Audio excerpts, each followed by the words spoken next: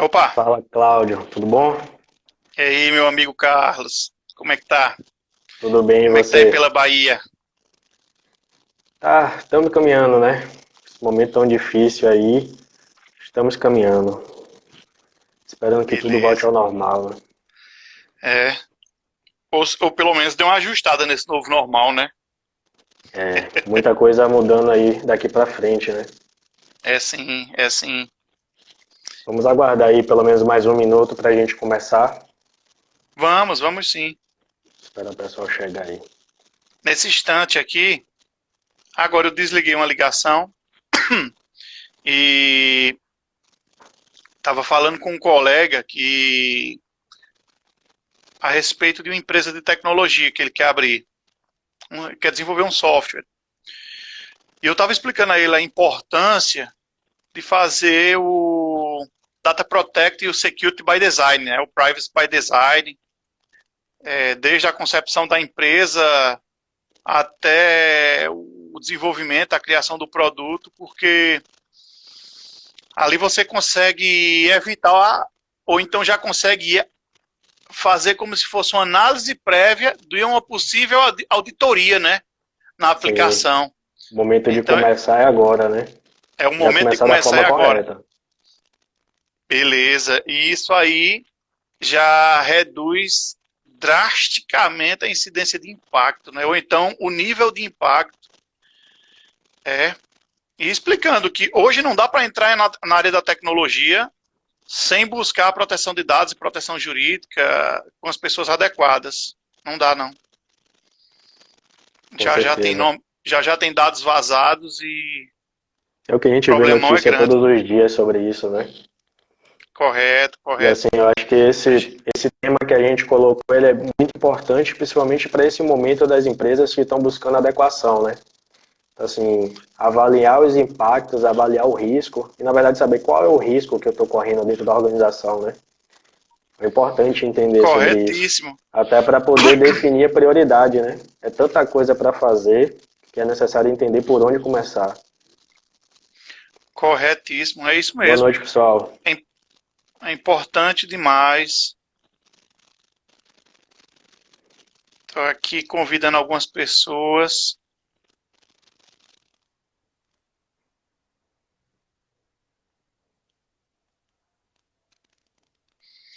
Opa, pessoal, boa noite. Enquanto a gente entra, enquanto entra mais algumas pessoas, vamos aí se falando. Vocês são de onde, pessoal? Vocês que entraram aí, qual é a cidade de vocês? E a gente até falar sobre a dinâmica, né? A ideia é a gente falar sobre esse tema hoje, trazer um pouco da experiência do que a gente já está vendo no mercado, a gente já está vivenciando enquanto consultoria, falar um pouquinho sobre teoria, porque eu acho que é importante colocar todo mundo no mesmo contexto, É assim. e deixar em aberto sobre outros temas, né? Aquilo que o mercado, que as pessoas estão interessadas em conhecer sobre prática. Ah, Olha aí, beleza. Joeli, é uma conterrânea, hein? Salvador, Bahia. Olha aí, Rio de Salvador, Rio de Janeiro. Janeiro. Olha aí, bom demais, Brasilzão diverso. Bom, vamos lá. Vamos Boa sim. noite, Ana Paula. Bom, pessoal, o intuito dessa live é a gente falar aí sobre avaliação de risco e a Lei Geral de Proteção de Dados. Esse é um momento que a gente está vivendo, principalmente a maioria das organizações estão em período de adequação ou iniciando seus projetos. E é importante entender quais são os riscos relacionados à conformidade com a LGPD que elas estão sujeitas. Então, assim, quando a gente fala de avaliação de risco na Lei Geral de Proteção de Dados, a gente está falando lá sobre a IPD, que é a avaliação de impacto sobre a proteção de dados. A LGPD, ela não vem para poder inviabilizar nenhum modelo de negócio. Na verdade, ela vem aí colocar as regras do jogo. As empresas estavam acostumadas a utilizar de diversas formas e que a maioria das pessoas não conheciam sobre os seus dados pessoais. E a lei geral ela vem com esse intuito de colocar as regras do jogo e as empresas cabem se ajustar a esse novo regulamento. Ele já acontece aí no mundo inteiro, não é somente no Brasil. E no final das contas, o que a gente vai fazer é gerenciar risco. porque a gente vai continuar tendo dados, vulnerabilidades vão continuar existindo, todos os dias saem novas, seja risco da parte jurídica ou tecnológica, vai acontecer. Então é importante as empresas entenderem quais os riscos que estão associados ao seu negócio. Então essa live de hoje é um bate-papo, a gente vai fazer nesse modelo aí, coloquei alguns subtópicos aí sobre esse tema, para a gente trocar um pouquinho de ideias e de informações do que a gente vai vendo no mercado. E muito bom poder falar com o Cláudio. A LGPD aí trouxe diversos amigos, eu pude vivenciar várias experiências nessa trajetória da LGPD. O Cláudio é um amigo que eu fiz durante um dos eventos e tem uma sinergia muito boa entre a gente. Apresentando um pouquinho o Cláudio ele é DPO, doutorando aí em Ciências Jurídicas, mestrando em Engenharia de Segurança da Informação, advogado especialista na parte de Direito Digital, trabalha também com Forense Digital. É um monstrinho aí que a gente tem aí no Nordeste, como a gente fala. Mas muito bom. Eu acho que tem uma experiência muito boa e que vai conseguir agregar aí durante a live. Beleza. Ô, Carlos, de antemão te falo aí que é uma honra a gente estar nessa parceria de fazer iniciar com essa live para responder algumas dúvidas sobre a LGPD. E sou muito grato em a gente ter realmente participado do evento e ter trocado uma ideia rápida, mas bateu um feeling ali, casaram as ideias, e é muito importante aí, foi muito importante a gente dar andamento a isso aí, e a gente viver na prática um mercado formado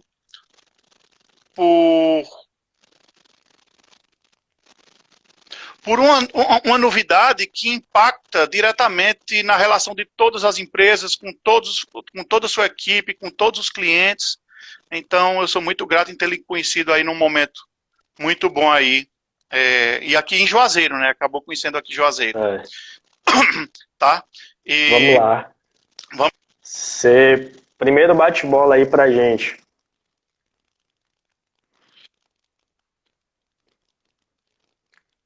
Primeiro bate-bola, a gente falar sobre o que é avaliação de impacto, sobre a proteção de dados pessoais e sobre a importância de analisar... Voltou agora, tinha travado. Pronto, vamos lá. Primeiro bate-bola, a gente falar sobre o que é avaliação de impacto, sobre proteção de dados pessoais. É importante a gente deixar o pessoal aí na mesma linha, no mesmo entendimento. E a importância de analisar o risco, pegando aí como escopo a LGPD. Queria que você falasse um pouquinho aí sobre a sua experiência sobre isso. Olha, vamos lá. Na LGPD a gente vê, ele cita algumas vezes que é necessário que a empresa tenha que gerar um relatório de impacto. Só que esse relatório de impacto é diferente do que muitos pensam. Não é só um relatório que já está prontinho na internet, que você vai preencher o nome da empresa e vai dizer, ó, ela deve seguir isso. Porque muitas pessoas podem acreditar que é assim.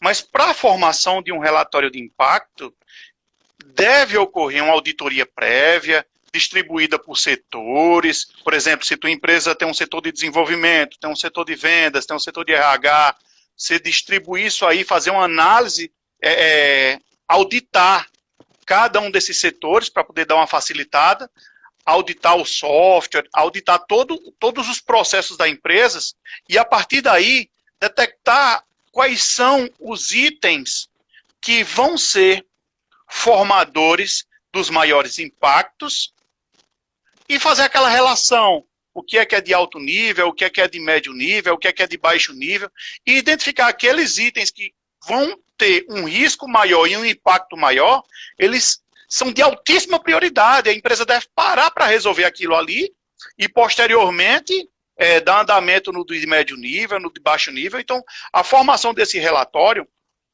ela é íntima de cada empresa. Se você tem 3 empresas com a mesma finalidade, o relatório de auditoria, o relatório de impacto, ele não é o mesmo para as 3, porque as pessoas são diferentes e as pessoas passam também pelo processo de auditoria.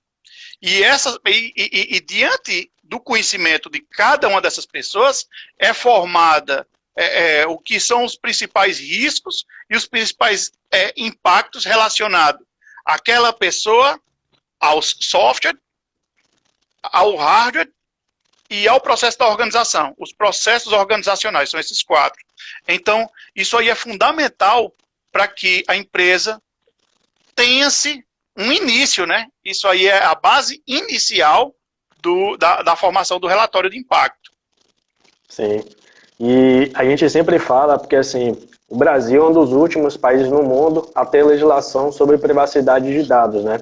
Eu sempre falo que eu tento ser um otimista, e se a gente pode tirar algum proveito disso, é que o mundo inteiro já experimentou vários modelos de implantação em privacidade de dados, e a roda já está pronta. A gente não precisa ficar reinventando tanta coisa.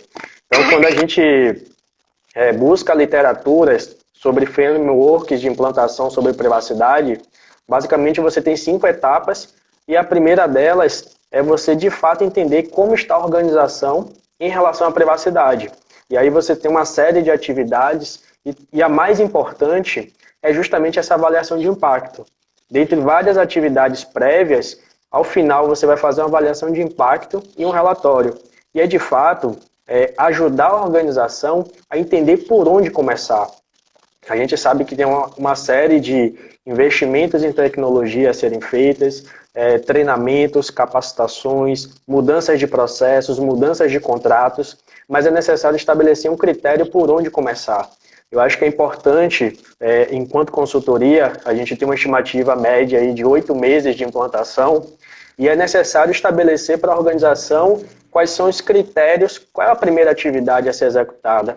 Será que as 3 primeiras atividades podem ser executadas em paralelo, são recursos diferentes? Então, a análise de impacto vai me trazer qual é a prioridade maior da organização. E quando a gente fala de avaliação de riscos, de que riscos que estamos falando hoje em relação à privacidade? Eu vejo que a gente tem 2 riscos. Primeiro, o risco à privacidade, do ponto de vista jurídico, isso que é a análise de impacto ela vai fazer, analisar do ponto de vista jurídico, então, se os direitos já podem ser atendidos, se os princípios estão sendo seguidos pelos processos da organização, e segundo, os riscos tecnológicos. A gente não consegue desassociar essas 2 áreas. Então, eu acho importante para todos os gestores terem o mínimo de capacitação em relação ao regulamento, porque a avaliação de impacto ela é complexa. Então, você não pode pegar somente processos, ou somente a área jurídica, ou somente tecnologia, né? A gente precisa ter esse conjunto das 3 análises, porque não adianta você ajustar um processo, ajustar um contrato com o fornecedor, por exemplo, exigindo garantias, mas a aplicação lá do fornecedor, ela está com uma falha de segurança e deixa tudo vulnerável. E é o que a gente mais vê hoje, né? A quantidade de vulnerabilidades que existem hoje no mercado é enorme. São vulnerabilidades, muitas das vezes, simples de corrigir, muitas das vezes pela falta do processo da área de tecnologia e segurança da informação, que acaba não viabilizando, né? É isso aí. É isso aí. E diante dessa situação, Carlos, entrando aqui na seara que antes de se falar de proteção de dados no Brasil, a gente falava muito um termo que faz parte da proteção de dados, que é o compliance. Então, antes de entrar puramente com a lei de proteção de dados no Brasil, falava-se muito no compliance. Compliance é fazer a prevenção, é estar em conformidade, que é isso que a lei propõe. É tanto que em artigos da lei, ela diz estar em conformidade. E diante desse processo de mudança da cultura organizacional, envolvendo uma reeducação dos processos, a análise daquelas 4 etapas, que eu falei previamente, nos 4 vetores, que é hardware, software, pessoas e organização, a cultura que faz parte dos processos. Então, nisso aí, quando a empresa está adequada, existe um termo que é por ricochete, os clientes elas vão precisar estar adequados, os fornecedores também, porque a empresa que tem proteção de dados, ela não vai aceitar qualquer situação a respeito de fornecedores, ou de clientes, ou da equipe. Então, muitas vezes a empresa fica um pouco mais, os processos internos ficam mais limitados, mas essa limitação é para causar uma proteção. Aquela pessoa que faz parte do time, ele não vai ter a liberdade de fazer tudo que ele faria num computador pessoal, caso ele utilize o computador da empresa. O computador da empresa vai ter que estar preparado para passar por uma possível resposta a incidentes, para poder fazer a auditoria com base na coleta, com base na resposta a incidentes provocada pelo Blue Team. E aí, esse procedimento faz parte da análise dos processos. Quando a gente fala, só contar uma situação aqui, quando a gente fala de preservar os princípios da segurança da informação, disponibilidade, confidencialidade, integridade, então se sua empresa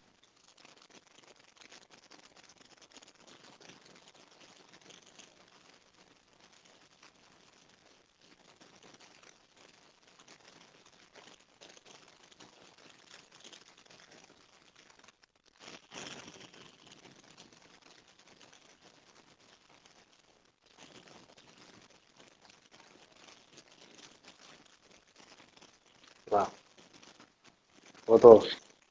Então, esqueci o que eu estava falando. O que era que eu estava falando? Dos princípios da segurança da informação. Quando você vai seguir os princípios da disponibilidade, integridade, confidencialidade, que você deixa de dispor dos dados de um cliente que, por falta de adequação, por causa de um ataque que a empresa sofre, causando indisponibilidade, você vai quebrar um dos princípios. Isso aí vai causar um evento interno para ocorrer um início de resposta a incidente, dependendo do caso. Dependendo do caso. Então, a adequação à LGPD é algo extremamente importante ser associado com a advocacia preventiva, porque eles caminham juntos. Quando você vai adequar a LGPD, não é só rodar um software que vai fazer um mapeamento de dados e isso aí vai se tornar um relatório de impacto, uma análise de riscos. Eu vou rodar um software para fazer um mapeamento. Isso aí faz parte, eu acho que não chega a 1% do processo, esse mapeamento, né? Chega a 1%? Sim.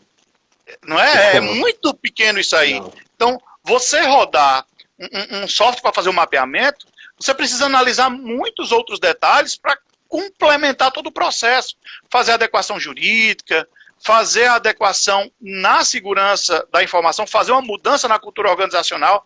Outra coisa que você falou, Carlos, treinamento. O treinamento, ele faz parte de quantos por cento do processo? É altíssimo a porcentagem de treinamento.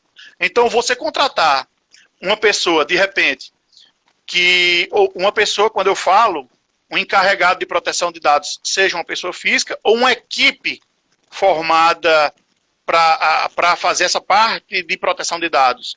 Quando você é treinado por uma pessoa ou por uma equipe que ele é exclusivamente de uma área, por exemplo, hoje para fazer a proteção de dados, a maioria dos processos é envolvendo a gestão e a governança. Então, dentro dessa gestão e da governança, temos aí, como o Carlos falou previamente, o direito, a tecnologia, que caminham todos abraçados. Então, nesse procedimento, é isso aí. E todo esse procedimento, ele deve estar engatilhado um ao outro, a equipe deve estar altamente sincrônica e colaborativa, a equipe deve treinar um ao outro, ao ponto de debater situações. O cara da tecnologia vai fazer uma análise, por exemplo, a gente faz várias auditorias, Carlos, em softwares, tanto para fazer o processo by design, como softwares pronto, como a gente faz os testes de intrusão e posteriormente a gente faz a análise jurídica do software, como é que está a relação dele para poder fazer essa adequação do software. Então, nesse processo aí, se a gente não desenvolve, é muito difícil fazer uma auditoria em um desenvolvimento, para saber se está em Clean Code, para saber se está o Security Code, como é que está esses processos preventivos aí, para analisar, para diminuir o risco de ataques. Imagina, se um software pode ser atacado, qual o tamanho do impacto que isso aí pode causar? Um exemplo, tem dados sensíveis e não tem base cifrada, não utiliza nenhum processo de cifragem, anonimização, pseudonimização, então, dependendo do caso, e esses pontos aí são fundamentais para que o profissional foque em uma área. Eu já estou respondendo aqui como é o trabalho do DPO no dia a dia, já estou entrando nisso aí.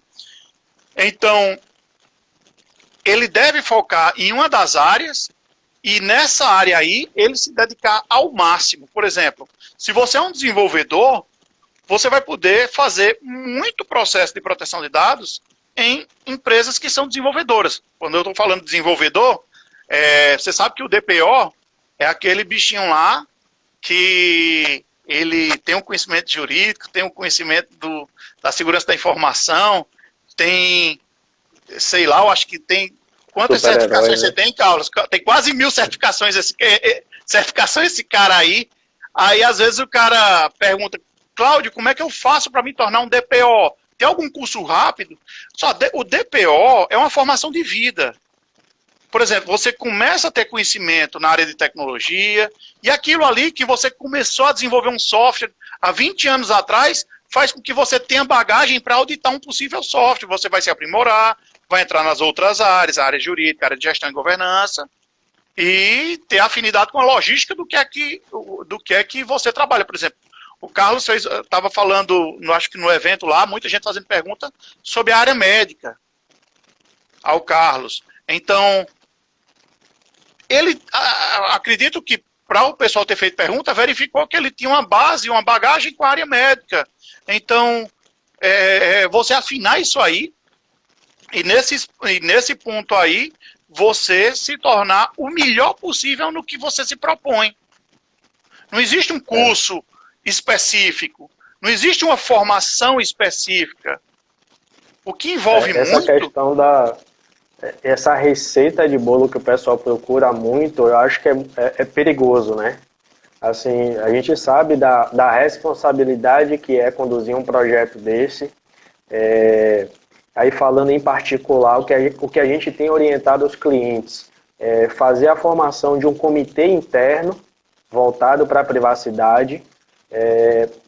A questão de estabelecer se o DPO ele vai ser interno ou externo, o que a gente tem colocado nomeia uma pessoa, cria um comitê e vai ganhando a maturidade durante o projeto. Ao final do projeto, do projeto de conformidade, aí você vai ter a maturidade de saber, bom, até aqui eu acho que eu consigo dar conta. Uma pessoa interna, uma equipe interna consegue dar conta. Não, pelo trabalho que a gente teve e o que a gente precisa dar continuidade, porque o maior trabalho talvez não seja colocar a empresa em conformidade, mas é manter. Manter dá muito trabalho, porque a dinâmica do negócio é muito grande. Então, o DPO, para a organização, a gente sempre coloca dessa forma. Ganha maturidade, vai executando o projeto e ao final você define se vai ser interno ou externo. E por que formar um comitê logo no início? Porque você precisa mapear diversos processos, você vai passar pela empresa inteira.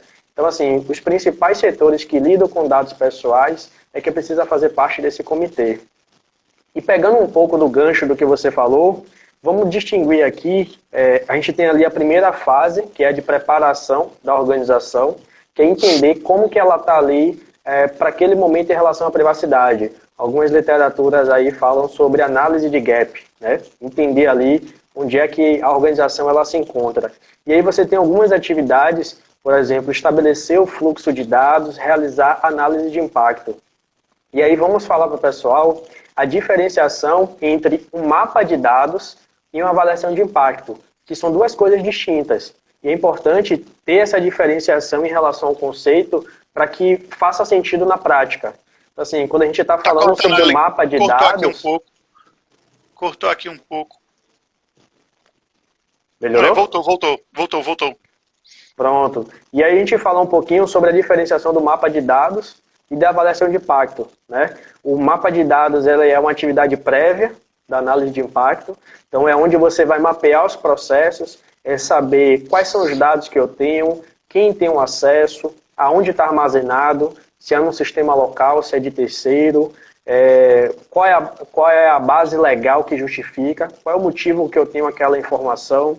Então você tem uma série de levantamentos, que são chamados esses mapas de dados, e aí você tem o pessoal aí da área de processos, o analista de negócio, o analista de processo que já conhece, já sabe como fazer esse levantamento muito bem, porque muito se fala sobre o DPO, como se o DPO fosse o único que fosse trabalhar dentro desse projeto, mas não, você tem várias equipes, e nesse momento o analista de processos ele é fundamental. Ele consegue mapear, identificar os pontos de ruptura. Você tem alguns modelos que podem ser adaptados, por exemplo, no mapeamento de processos, o 5W2H, que aí já é uma metodologia pronta para fazer mapeamento de processos. Então você já entende ali como mapear isso tudo. E aí você pega toda aquela informação e vai fazer uma análise da base jurídica. Qual é a base legal que justifica ter aquela informação? Esse é o primeiro levantamento que se faz, e nessa primeira fase talvez seja o maior trabalho braçal, né? De você conhecer de fato a organização.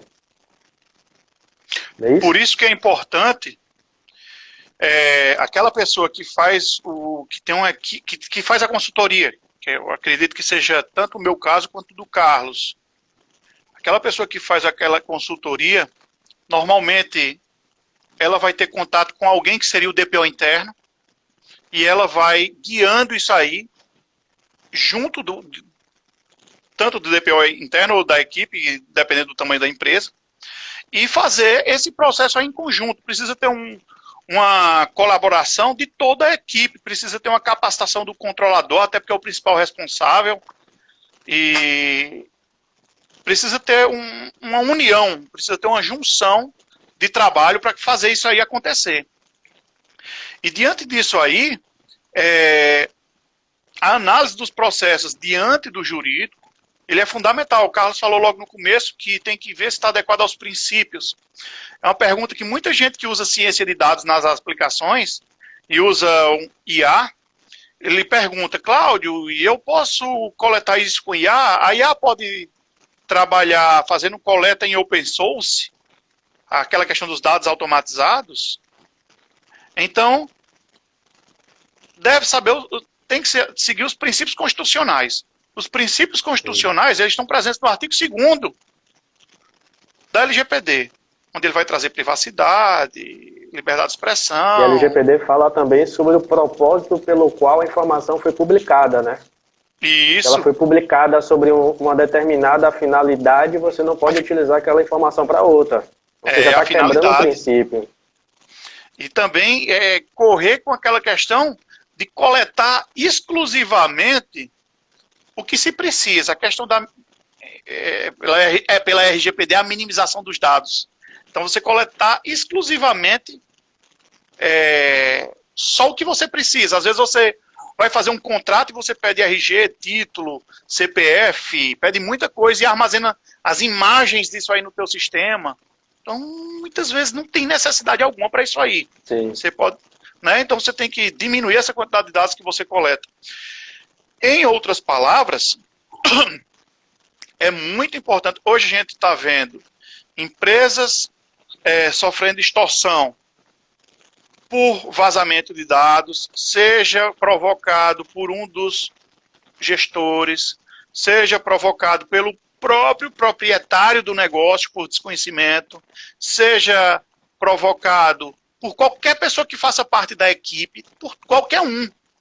Só basta, às vezes a pessoa fala, dentro do treinamento, a gente fala muito, por exemplo, a política de utilização de dispositivos de armazenamento.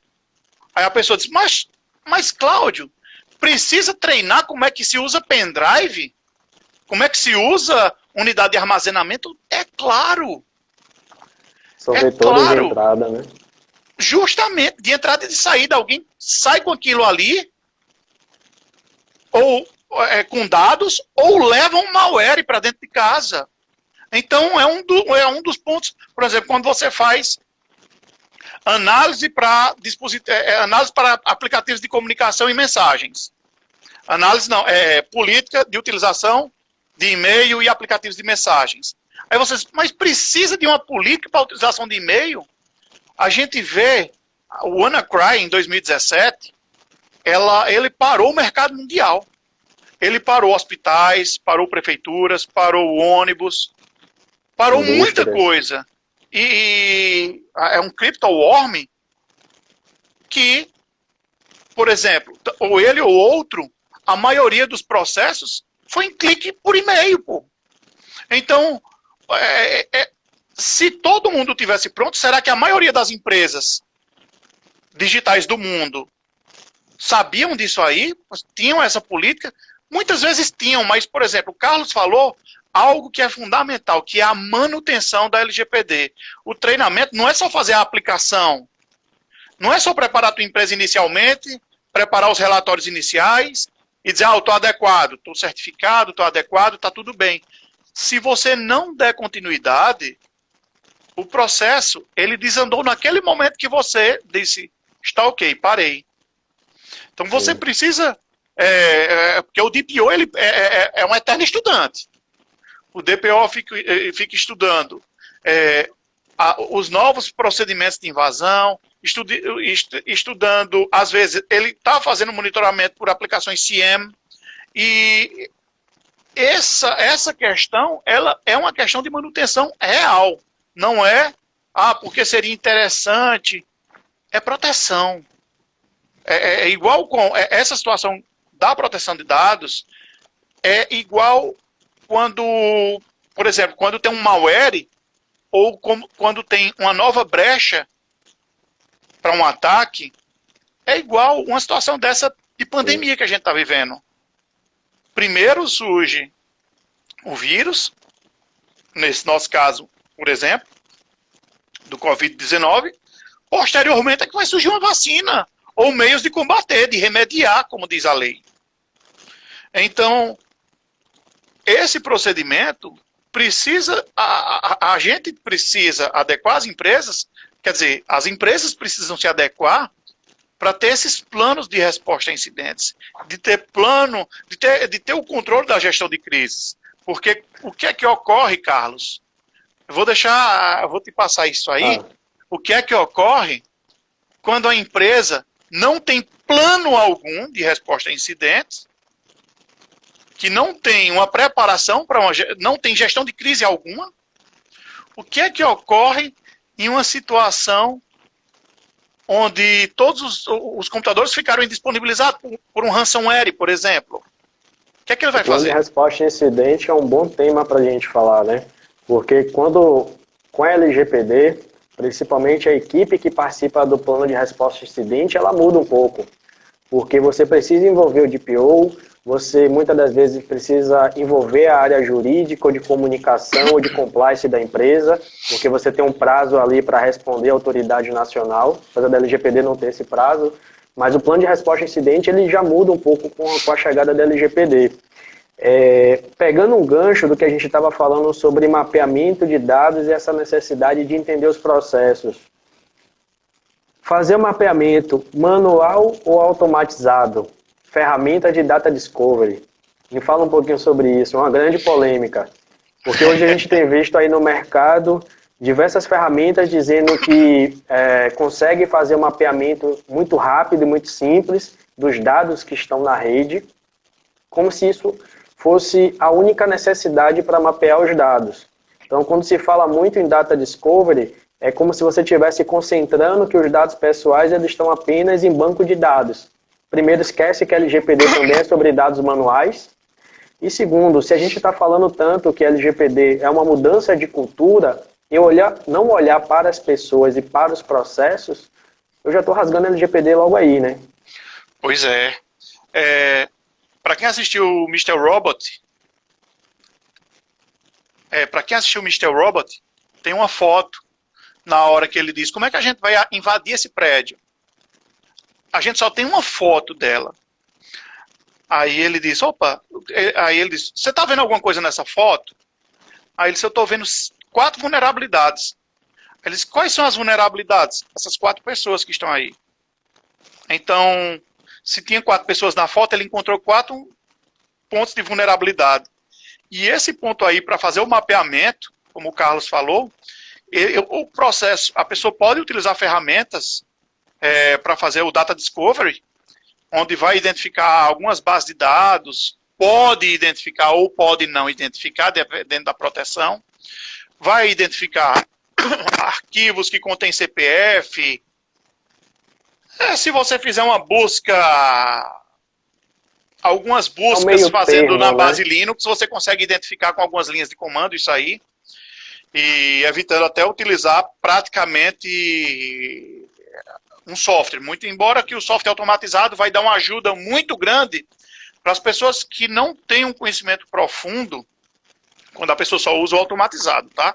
O ideal é utilizar o automatizado e fazer análise dos processos de forma manual, fazer a reeducação física do ambiente de armazenamento de dados físicos, até porque no artigo 1º da LGPD ele fala que são os dados físicos e também do meio digital.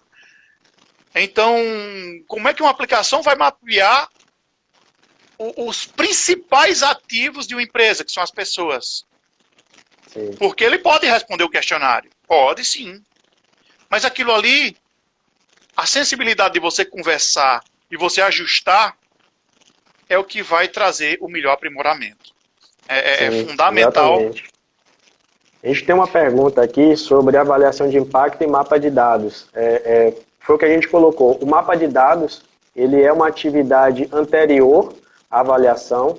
Então, no mapa de dados, você vai entender qual é o fluxo da informação, quais são os dados que você tem, quem está utilizando, aonde está armazenado, por que você precisa dessa informação. Então, tudo isso é levantado no mapa de dados. A partir desse momento que você tem um mapa de dados, você faz análise de qual é a base legal que justifica esse mapa de dados, aí você vai fazer a avaliação do impacto, que é analisar quais são os riscos daquela informação. Então você vai olhar o que é dado sensível, o que é que está sendo publicado. Junto com isso, você vai avaliar do ponto de vista de tecnologia, quais são os ativos de tecnologia. E a avaliação de risco, a avaliação de impacto, é justamente esse cruzamento aí da probabilidade e do impacto disso acontecer. Então, das questões de vazamento, das questões dos titulares solicitarem seus direitos. Então, a avaliação de impacto ela é algo mais global. O mapa de dados está resumido a entender o fluxo dos dados. A avaliação de impacto ela é algo mais global que utiliza o mapa de dados para isso, para fazer a avaliação. Já pegando até esse gancho na pergunta, quando a gente fala sobre análise de impacto, a gente poderia colocar aqui, vamos dizer assim, o primeiro filtro seria principalmente essa análise da finalidade da base legal, porque se a ideia é a gente trabalhar com riscos e quanto menos dados nós tivermos, menor é o risco, vamos dizer assim, entender qual é a base legal que justifica, já dá para ter esse entendimento de quais dados a gente não precisa ter ou quais dados a empresa pode descartar. Essa seria uma primeira análise na avaliação de impacto, especificar a finalidade e base legal.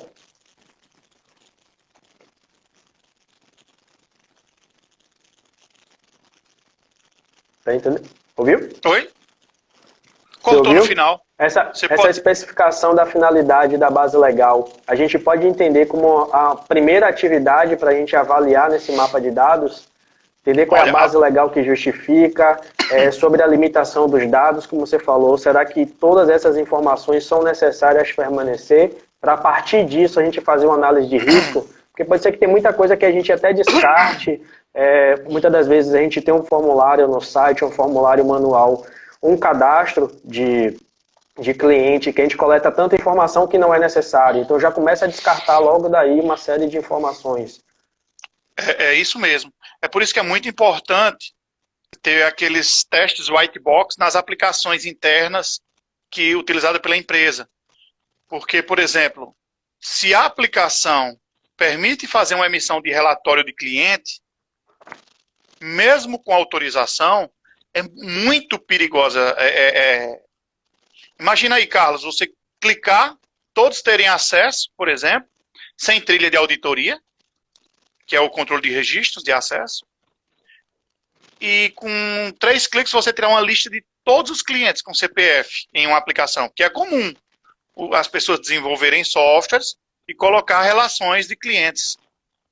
Então é muito perigoso, por exemplo, por isso que é importante fazer uma auditoria na aplicação, porque na aplicação a pessoa vai conseguir criar uma delimitação para isso aí, por exemplo, o provimento 74 do CNJ, que é como se fosse uma LGPD dos cartórios, ele traz a importância de fazer algumas limitações de trilha de auditoria, justamente para identificar as pessoas que fazem qualquer operação no sistema, e ingessam vários procedimentos no sistema para poder fazer adequação. Porque muitas vezes, veja comigo, se você tem uma empresa com um sistema vulnerável, mais vulnerável a ataques, que todos estão vulneráveis, mas se tem uma empresa que faz testes e vê que aquela aplicação ela está vulnerável à coleta, a ataques externos, então o índice de vazamento de dados daquela empresa vai ser extremamente maior. Extremamente maior.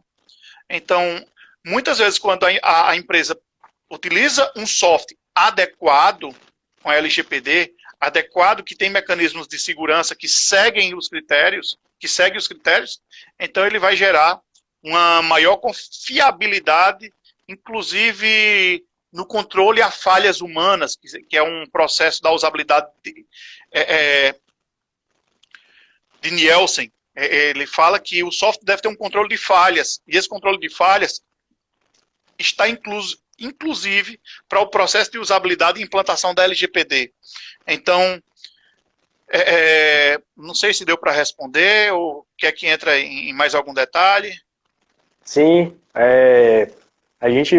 se a gente for, são vários aspectos na avaliação de impacto, a gente faz essa análise sobre a limitação dos dados, se é necessário armazenar tudo, quais são as bases legais que justificam aquelas informações, até porque daquelas 10 bases legais que a LGPD tem, se nenhuma se adequar aos seus dados que você tem na organização, significa que é um tratamento ilegal. Então você não pode ter aquele tipo de informação na sua base. Então, por exemplo, eu comprei uma base de dados para o meu marketing. Qual é a base legal que eu justifico? Talvez eu não encontre nenhuma. Então aquela informação dentro da sua base é ilegal. Então primeiro é você avaliar qual é a base legal que justifica. A partir disso, a limitação dos dados. Será que eu preciso ter todos esses dados? Eu tenho uma base de dados de 1990. Será que eu necessito ter essa informação? Ou é melhor diminuir esse quantitativo? Eliminar risco. E, por último, sobre o aspecto do ponto de vista jurídico, seria o atendimento aos direitos do titular. Eu acho que é um risco grande para a organização. Lembrando que assim, a LGPD, quando ela entrar em vigor, não necessariamente a empresa ela só vai se adequar porque a autoridade nacional pode notificar ou investigar. Um titular dos dados ele pode exercer o direito dele e o direito não ser atendido já abre uma brecha para ele abrir uma reclamação à autoridade nacional. Então, quando você pega o rol dos direitos do titular, suas aplicações e os seus processos já precisam estar adequados. Então, por exemplo, será que a sua aplicação permite acesso ao titular dos dados? Ele tem o direito de acesso. A LGPD ela fala que não necessariamente precisa ser online. Ela pode, por exemplo, ser no balcão de informação. Mas será que seu recepcionista ela já está treinada para entender esse direito do titular quando a LGPD chegar? Então, entender os direitos do titular é uma avaliação de risco também. Será que a sua aplicação ela já permite a portabilidade? Então, são vários cenários, isso só do ponto de vista jurídico. Será que o meu terceiro, eu fiz o mapeamento dos dados, vi que parte das minhas informações estão na mão de terceiros.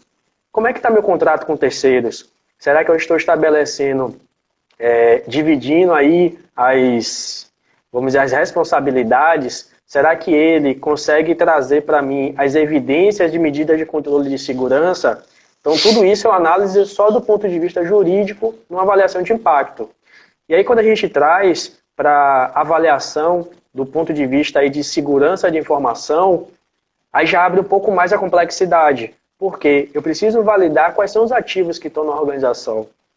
As empresas precisam entender, por exemplo, eu posso ter lá meu Sistema de gestão hospitalar, por exemplo, não. Sistema de laboratório, de resultado de exame. Ele lá está publicado, tem todas as medidas de segurança necessárias. Mas a minha empresa tem um site com WordPress que tem um plugin falho de segurança. Aquilo ali é o suficiente para o atacante entrar na organização e, a partir dela, acessar seu sistema de laboratório. Então, assim, quando a gente fala da perspectiva de segurança da informação, é avaliar todos os ativos que a organização possui. Não adianta você olhar somente para um servidor e deixar outro de lado.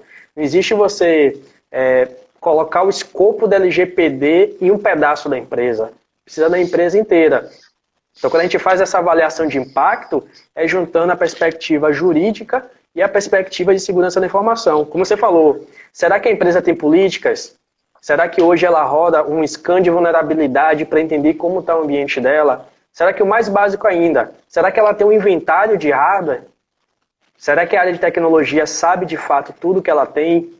Será que nessa questão da pandemia, né, que a VPN nunca foi tão comum, todo mundo falando de VPN, será que a organização entende como é que está toda essa infraestrutura? Então, assim, essa avaliação de impacto ela é importante porque traz e junta tudo isso, né? É isso que traz esse norte para a organização, da onde estão os maiores desafios.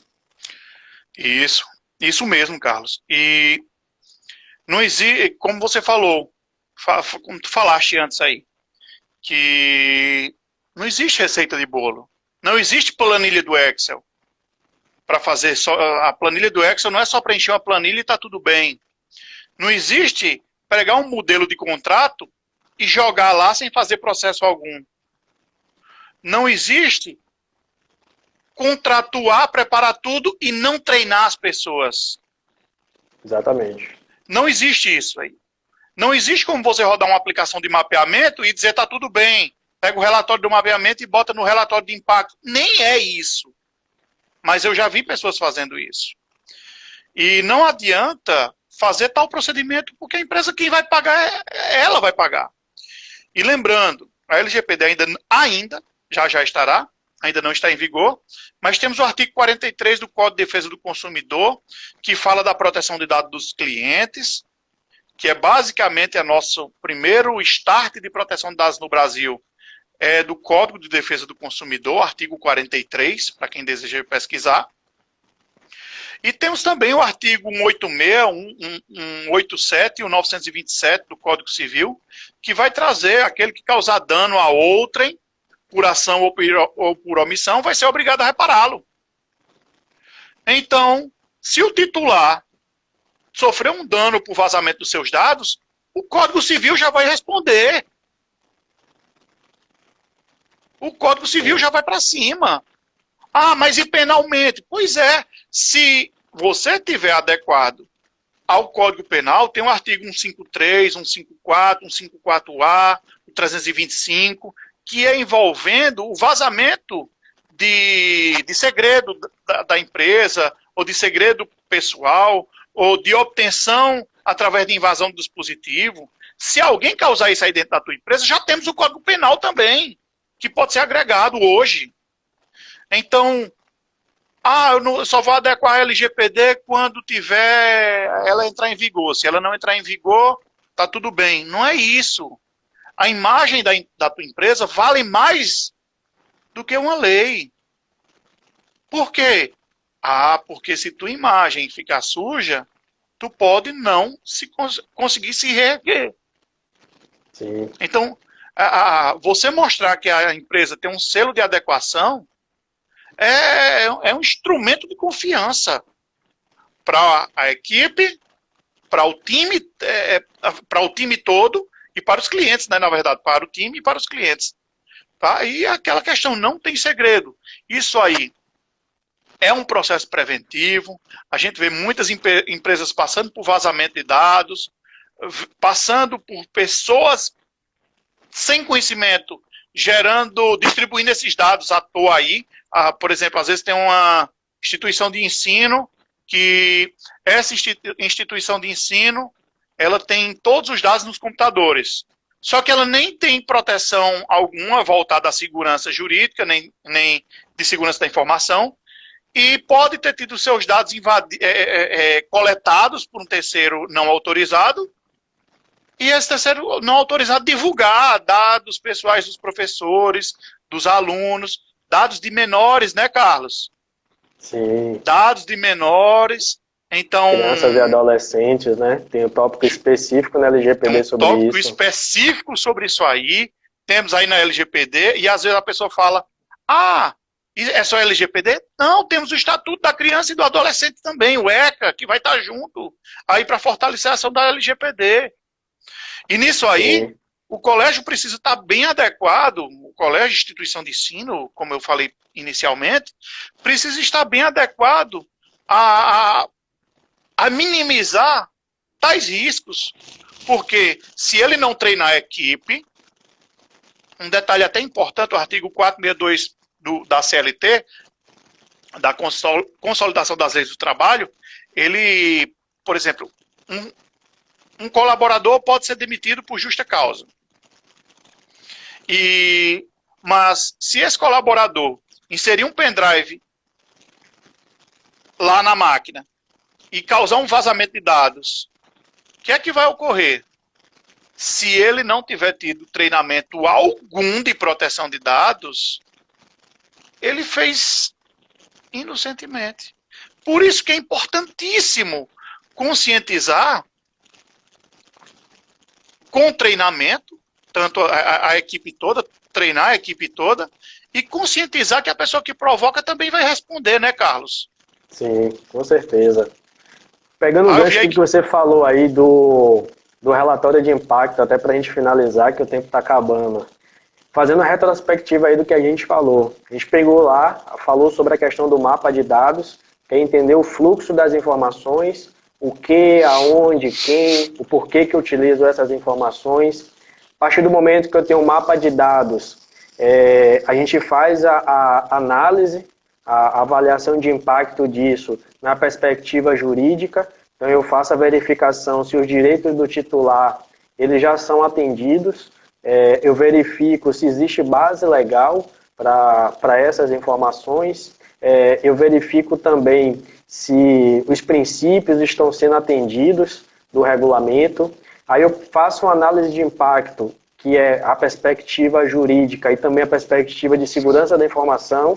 Então eu faço uma análise dos ativos, verifico as vulnerabilidades que tem nesse ambiente, eu verifico se existem políticas apropriadas para isso, se a equipe está capacitada, se tem plano de resposta a incidentes. Então, juntando tudo isso, é o que a gente chama de avaliação de impacto.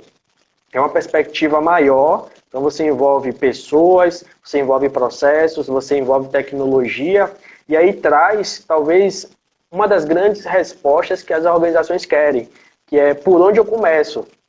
Porque você pega ali um conjunto de coisas, tudo muito novo para todo mundo, então elas precisam saber por onde começar, e por onde começar, primeiro você precisa identificar em que ponto você está. Então por isso é importante essa avaliação de impacto, que ela vai te dizer quais são os maiores riscos. Então, um risco de não atender um direito do titular, e um risco de um servidor estar vulnerável, uma falha grave, você tem dois grandes riscos ali para você atender. Qual que eu devo atender primeiramente? Os dois. As equipes não são as mesmas para poder estar atuando. Então, a partir disso, dessa avaliação de impacto, e aí falando um pouquinho sobre esse relatório final, que aí quando você pega a literatura e a primeira fase ali, que é a de preparação, a grande saída, o grande entregável dessa parte do projeto é o plano de ação para conformidade. Então, é estabelecer com a empresa ali, olha, para eu estabelecer esse plano de melhoria para a falha de segurança que eu encontrei, eu vou precisar adquirir tecnologia. Isso aqui a gente vai precisar de pelo menos 90 dias para fazer isso. Não, esse aqui vai ser uma adequação do contrato com o fornecedor. Isso aqui a gente vai precisar de mais quantos meses forem necessários. E a partir disso você estabelecer com esse relatório, que ele vai ter aí essa perspectiva executiva de apresentar como que a empresa está, essa análise do gap, né, como é que a empresa está em relação à conformidade, o quão distante ela pode estar ou não em relação a isso. Na perspectiva também de tecnologia mais detalhada e definir a partir disso um plano de ação. A empresa já entendeu qual é o ponto que ela está e a partir disso fazer um plano de ação. Então vamos dizer que a gente mapeou lá 50 pontos a serem atingidos. A partir disso, a empresa vai entender, caramba, com 50 pontos, eu vou levar um ano para poder me adequar e finalizar tudo isso aqui. Bom, mas a LGPD ela vai entrar em vigor daqui a 4 meses. Então eu tenho uma decisão de risco. Ou eu invisto mais na equipe, no que for, para diminuir esse prazo, ou não. Eu vou pegar os principais pontos de risco e me adequar nos 4 primeiros meses, até a lei entrar em vigor, e o restante a gente vai fazendo aos poucos. Então, assim, essa estratégia, tudo parte da avaliação de impacto. Você não consegue traçar uma estratégia sem ter isso. E só para, eu acho que temos o quê? 1 minuto? Pois é. Então, basicamente, tem artigo 50, que ele vai dizer boas práticas, e fundamental na LGPD é boa fé. Isso é fundamental para que dê tudo certo. E, Carlos, eu acho que, para encerrar, agradeço aí a oportunidade da gente trocar essa ideia de forma extremamente técnica, foi muito bom. A gente tratou de uma maneira muito boa, muito leve, teve participação das pessoas. Gratidão às pessoas aí que dispuseram de seus tempos aí para assistir aqui a gente, para trazer algumas perguntas. E essa daqui é uma primeira live aí que a gente está fazendo em formato teste. A gente pegou um pequeno tópico dentro do projeto, que só foi avaliação de impacto, mas tem bastante conteúdo aí para a gente poder conversar, né? E agradecer a todo mundo pela participação também. Isso. Pois beleza, vamos marcar aí as próximas, criar uma agenda aí para colocar vamos ver as possibilidades aí de criar aí uns 3, 4 tópicos aí para poder esclarecer para o pessoal. Sim, tá? Vamos fazer uma enquete para o pessoal, até para saber quais são as principais dores, dificuldades que o pessoal tem em relação à prática. A gente pode fazer uma só sobre o projeto de conformidade, ou sobre análise de risco, aprofundar um pouco mais, ou falar sobre a parte de tecnologia, ferramentas. Assim, a gente fica disponível aí para poder compartilhar esse conhecimento. Tá, beleza? Quem quiser adicionar o meu perfil lá, o Jus Cibernética, vai lá, adiciona e diz, eu vi tua live, porque ele é privado. Aí eu aceito lá. Beleza, Carlos? Abração, cara. Saúde e paz aí para todos vocês. Um abraço aí para a sua cidade, para o seu estado, né? Um estado maravilhoso. Massa demais aí, Salvador. Estive aí com um amigo meu, Leandro. Gente boa demais, grande advogado. E agradeço a oportunidade de tê-lo conhecido aqui na minha terra. E, novamente, gratidão aos que dispuseram de tempo aí. Teve vários amigos aí, a Masa, o Thomas, o Lucas, vários outros seguidores aí que entraram aí para observar a gente. Tá? Carlos, valeu. Um abração, estou disponível. Agradeço Conta também. comigo para as próximas. Qualquer dúvida, contem comigo. Valeu. Vamos se encontrando aí em mais lives. Tem muita coisa para poder a gente conversar. Forte abraço para todos, boa noite e agradeço pela atenção. Forte abraço. Tchau, tchau. Tchau.